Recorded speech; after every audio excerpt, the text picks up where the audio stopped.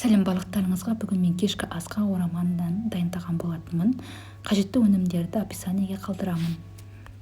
Ең алдымен тестісін дайындап аламын. Жұмыртқа мен жылы суды құйып араластырамын. Тұз, ұн салып, жұмсақ қамыр илеймін. Дайын болған қамырды целлофанға салып, буынның температурасында қоямын. Содан кейін фаршымызды дайындаймыз. Жуаны ұсақ етіп турап аламыз. Фаршымызды саламыз. Картопты теркіден өткізіп, тұз, бұрышын салып, араластырып аламыз. Фаршымыз дайын. Енді қамырымызды жұқа етіп оқтаумен жаямыз. Жайылған қамырымызды ұзыншалап тураймыз.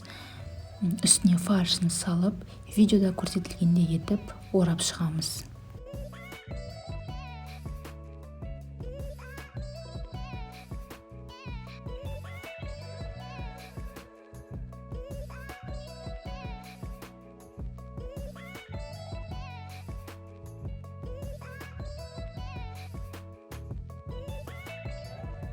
Ыдысымыздың асты майланған болу керек. Осылай қойып шығамыз. Қайнап тұрған суға қойып, шамамен 45 минутта пісіріп аламыз.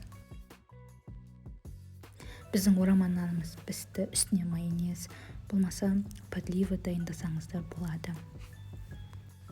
Осымен ораман нанымыздың дәмін көрсек болады. Бізге ұнады, дәмді болып шықты. Менің видеом ұнаса, маған пікір қалдырып, тіркелуді ұмытпаңыз.